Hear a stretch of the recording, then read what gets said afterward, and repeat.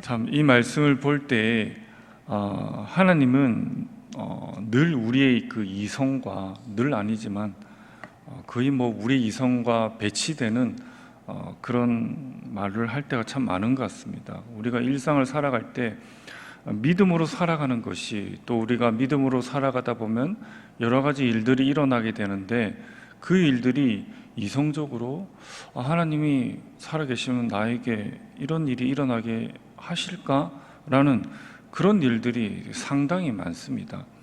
그럴 때 우리는 당황스럽죠. 때로는 하나님을 미워하기도 하고, 또 다시는 기도의 자리, 다시는 믿음의 생활을 그런 의문의 퀘스천 마크를 우리가 할 때가 참 많습니다. 오늘 본문의 말씀도 좀 그런 겁니다. 오늘 말씀 보면 이 수넴 여인, 자녀가 없는 여인이죠. 또 하나님께서 자녀를 주고 자녀가 죽었다가 또 살린 이 여인입니다. 근데 여인이 자녀를 다시 살림을 받고 잘 살고 있어요. 터전을 잘 일구고 그 땅에서 잘 살고 있습니다. 근데 오늘 본문의 말씀처럼 엘리사가 등장하게 되고 그 여인에게 일어나게 되죠. 이 땅에 7년 동안 기근이 임할 것이다. 그래서 떠나라 라고 이렇게 말을 하게 됩니다. 근데 오늘 말씀을 보면 어떻습니까? 기근이 일어나서 떠나라 이런 말씀이 아니고 잘 살고 있어요. 기근의 조짐이 전혀 없습니다. 그런데 기근이 일어날 것이니까 너의 모든 삶을, 터전을 다 접고 떠나라는 거죠. 이 말이 임할 때 어떻습니까? 순종이 잘 되겠습니까? 여러분들의 친척 관계, 재산, 여러 가지 아이들, 자녀 교육, 아이들이 일군 모든 터전이 있잖아요. 그걸 떠나라는 겁니다. 그런데 어떻습니까? 기근이 조금도 보이지가 않아요. 기근이 임하지도 않아요. 근데 떠나라고 이렇게 말씀을 합니다. 과연 이 말씀을 순종할 수 있을까? 왜냐하면 떠나고 나면, 이전에도 있겠지만 떠나고 나면 또 우리는 어떤 잘 구성되어 있지, 행정적으로 잘 구성되어 있지만, 오늘 이 여인이 떠나고 나서 그 자신의 그 떠난 기간 동안에 어떻습니까? 자신의 재산과 전토 이런 것들을 요구하러 가잖아요. 그곳에는 행정적인 그런 것도 잘 없어요. 떠나고 나면 끝입니다. 그곳에서 누가 다시 돌아와서 자신의 재산을 또 이렇게 하고 그런 일들이 많은 거예요. 그러니까 모든 이런 불합리하고 이런 것들이 다 중첩되어 있는 거죠. 이게 하나님 말씀이 임할 때 과연 할 수 있을까라는 거죠.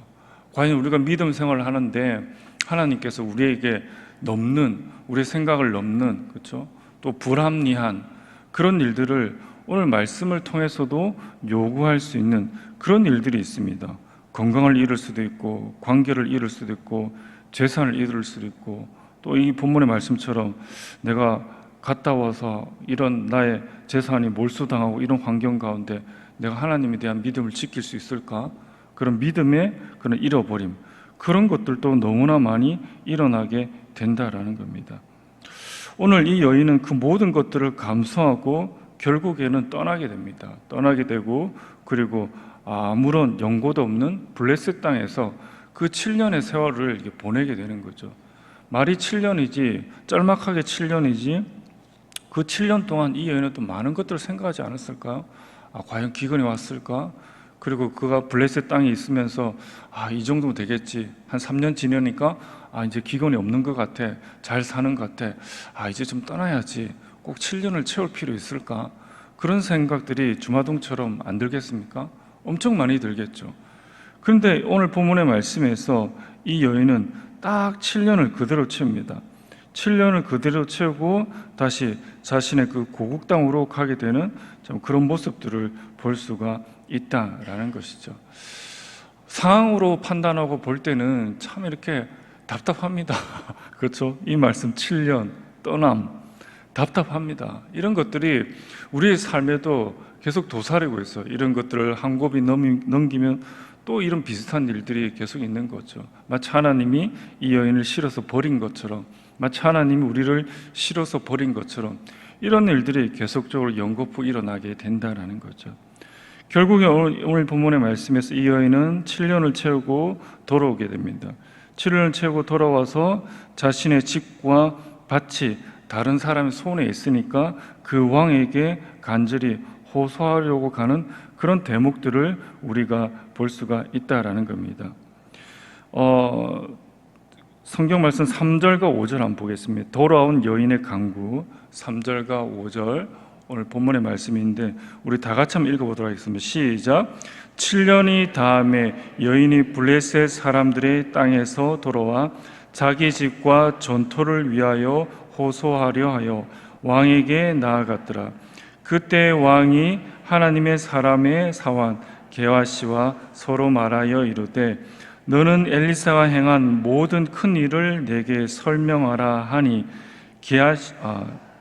게하시가 곧 엘리사가 죽은 자를 다시 살린 일을 왕에게 이야기할 때 그 다시 살린 아이의 어머니가 자기 집과 전토를 위하여 왕에게 호소하는지라.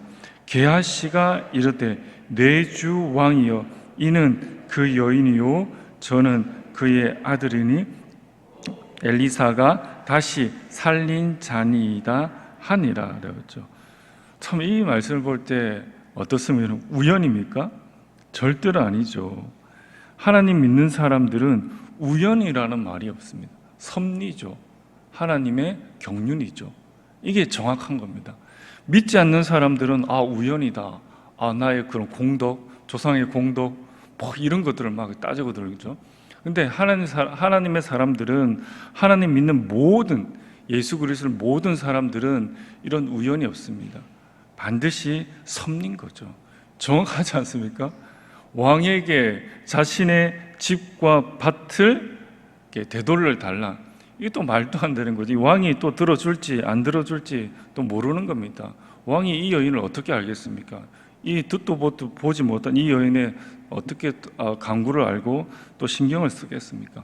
그런데 이 여인이 말을 하게 되고 또 게하시가 정말 왕 앞에서 이런 일들이 일어나는 것을 호소하게 되죠.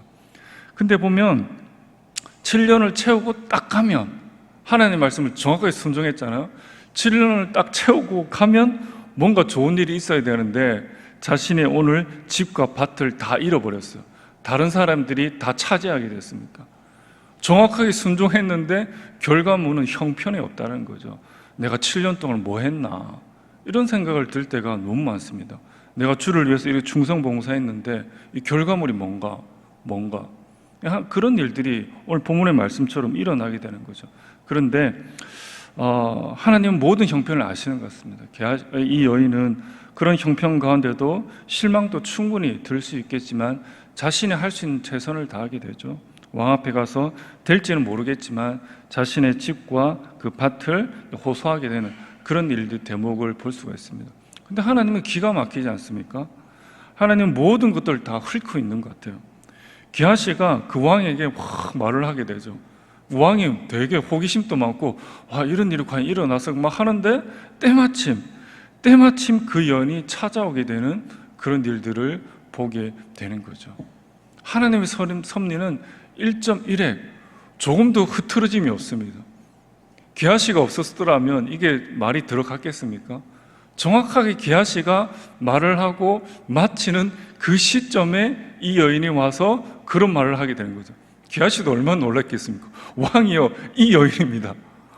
얼마나 놀랐겠습니까? 하나님의 그 섭리는 상상을 초월하는 거죠. 우리는 간구를 하지만 하나님은 그 프레임, 그 형편, 그 상황 자체를 완전히 옮겨버리잖아요. 그렇죠? 여인은 말을 할 뿐이지만 될지 안 될지 하지만 하나님은 그 환경 자체를 게하시가 왕에게 말을 하게 되고 왕이 호기심이 일어나게 되고 그런 상황 자체를 만들어 버리는 거죠. 이게 하나님의 역사인 거죠. 하나님의 섭리인 거죠. 빼도 박도 못합니다. 완전히 하나님의 기도 응답이 이루어지게 되는 그런 모습을 볼 수가 있다라는 겁니다. 하나님은 그 여인에게 집과 밭뿐만 아니라 어떻습니까? 그 땅의 소출까지, 즉 그 여인이 7년 전에 이 땅에 떠난과 동시에 그 땅에서 이루어진 모든 소출, 7년 동안의 모든 그 소출까지 계산해서 그 여인에게 주어라 라고 하나님께서 마지막에 말씀을 하게 되는 그런 모습을 보게 되죠. 완전 대역전의 그 역사가 일어나게 됩니다. 참 우리 삶에도 이렇게 순종을 하고 하나님께서 잃어버린 모든 것들을 회복시켰으면 좋겠다.